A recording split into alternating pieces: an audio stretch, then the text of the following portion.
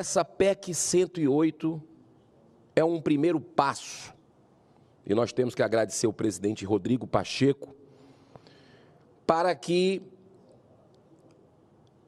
nós tenhamos um mínimo de segurança jurídica no país que hoje não existe. A gente não tem como dourar a pílula com relação a esse assunto. Não é contra a STF. Absolutamente, quem está achando que isso é questão de retaliação está completamente enganado. O espírito é outro. O espírito é a favor das prerrogativas do Congresso e pelo próprio bem da nossa Corte Suprema, que hoje não está sendo bem vista, infelizmente, por muitas decisões que, se Deus quiser, vão ser corrigidas com o apoio de todos os colegas, decisões do próprio STF, a imagem não está boa perante a sociedade. E o STF é um pilar importantíssimo da nossa democracia. Mas essas correções estão mais do que na hora de acontecer. Veja bem, nós fomos eleitos diretamente pela população brasileira. Você sabe quanto é que é o custo disso aqui, para isso? Só o Senado, para o Senado rodar, por ano, as pessoas não têm ideia, 5 bi e 800 milhões de reais. Só aqui, fora a Câmara dos Deputados. Aí vamos lá. Nós estamos aqui para legislar, para fiscalizar, mas para legislar. Aí vem 81 senadores, diversas matizes ideológicas, políticas, visões de mundo, votam a matéria, todo o processo legislativo, passa por comissão, vota, depois, se aprovado, vai para a Câmara dos Deputados aqui ao lado. 513 deputados federais, o mesmo processo, demora muito tempo para isso acontecer, às vezes décadas. E aí é justo que um ministro que não tem um voto anule todo o processo e fique por isso mesmo? Então, a questão de bom senso, de respeito. Claro que a gente viu uma evolução, senador, e eu visto agora, recente, do regimento interno do STF, é louvável. Mas a gente não pode deixar de perceber que, coincidentemente, aconteceu no momento que 2 indicados do ex-presidente da República entraram.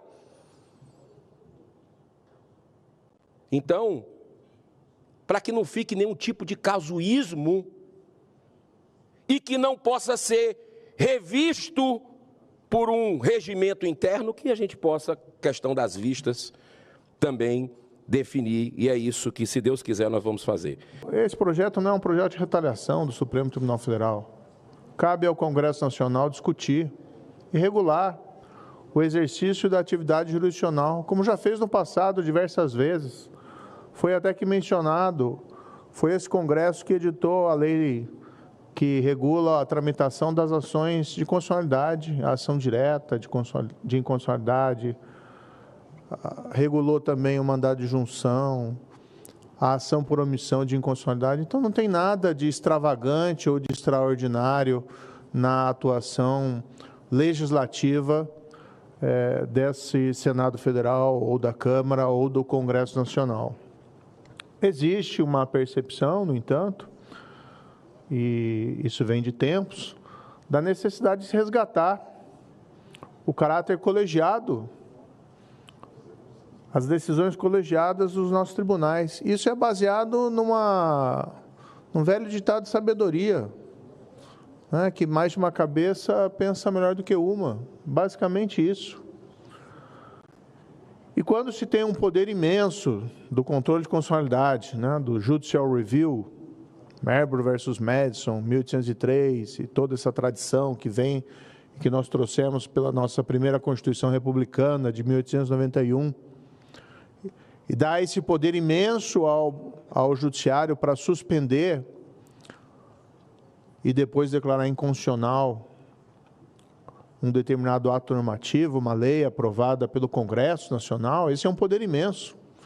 E, claro, se tem a tentação sempre de se proferir decisões e promover, às vezes, políticas públicas que são positivas, que se pensam que são positivas, e as intenções nós não duvidamos que sejam boas, mas o fato é que esse poder imenso tem que ser utilizado com muita parcimônia, com muita cautela. E pontualmente nós temos visto algumas decisões que nos causam preocupação. Tem que ter consequências o descumprimento da submissão de uma eventual decisão monocrática, né, ao colegiado. Eu acho que é fundamental, porque nós já temos na legislação ordinária previsões normativas que dizem que a decisão monocrática tem que ser excepcional e que ela tem que ser submetida na próxima sessão ou em um determinado tempo à apreciação do colegiado. E, no entanto, nós vemos isso sendo descumprido toda hora. Então, é primordial que haja, como está ali no artigo 93, previsões de consequências normativas, e entendo que talvez não seja o melhor lugar a Constituição. Mas, no entanto, há um risco, se colocar na legislação infraconstitucional, de que isso seja considerado inconstitucional. Registro aqui o meu apoio à PEC, muito bem colocada pelo senador Eurovisto, relatada pelo senador Espírito Amin, que não tem sido decidida não de afogadilho, é um tema que tem sido debatido há muito tempo, e espero que o plenário do Senado possa apreciá-la em breve. Resgata, aliás, o caráter colegiado daquela corte, e nós, com isso, vamos ter mais previsibilidade, que o que nós queremos, principalmente do nosso judiciário, é mais previsibilidade nas decisões. Eu sofri uma busca e apreensão, tanto no meu apartamento funcional aqui em Brasília, como no gabinete aqui no Senado Federal, como também na minha residência em Vitória, sem seguir o que diz aqui na Constituição. E foi ainda por ofício. E essa busca levou equipamentos aqui do Senado Federal, levou celular do Senado Federal, enfim. Sem essa busca e apreensão dentro do Senado, sem um fato determinado e de forma monocrática, chegou a esse ponto, chegou dentro da casa que, dentro da Constituição, é responsável pelos freios e contrapesos pelo STF, e eles aqui. Então, é algo que foi, em 200 anos de Senado Federal, foi a primeira vez que houve uma invasão a um gabinete, por decisão monocrática, por ofício e sem fato determinado. Para que a gente possa, seguindo a Constituição, fazer esse freio que a sociedade nos demanda, nós acabamos sendo perseguidos, ameaçados e intimidados por uma decisão monocrática.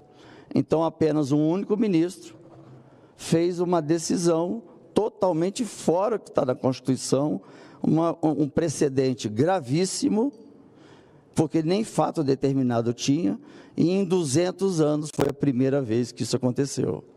Então, a PEC 8 do senador Eurovisto é uma PEC que nós, senadores, estávamos esperando o momento para pautá-la, vínhamos sofrendo pressão da sociedade, quando culminou nessa invasão ao meu gabinete.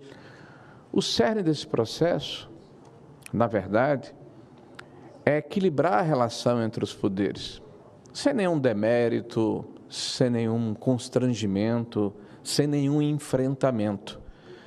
Porque a prática faz com que haja necessidade de aperfeiçoamento das legislações.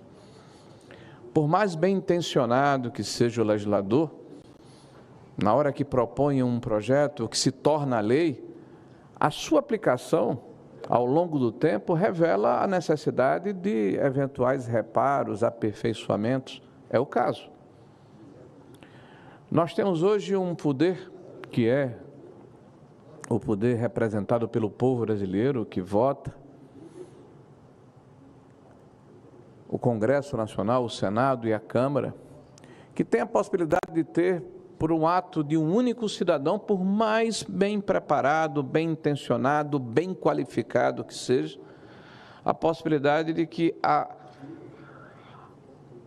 vontade desse parlamento que representa a população brasileira seja sobrestado indefinidamente. E aí eu quero saudar aqui, inclusive, dentro do espírito do tempo, o próprio Supremo Tribunal Federal, que altera o seu regimento entendendo que há excessos nesse processo. Mas o regimento, senhores, pode novamente ser modificado por 11 senhores, por 11 ministros do Supremo Tribunal Federal. A PEC não. Que esse momento não é um momento de conflagração, mas um momento de respeito à Constituição brasileira. Podemos errar, sim, mas o faremos dentro dos limites da Constituição e do local adequado, que é o Parlamento brasileiro. É como se a nossa democracia tivesse com uma arma apontada na sua cabeça e que a gente vê a nossa população pedindo solução, né? A gente vê que esses atos monocráticos e outras decisões de interferência de poderes colocam em risco uma das coisas mais preciosas que a gente tem, que é a nossa democracia. Então, o que nós estamos fazendo é tomar uma decisão rápida para proteger a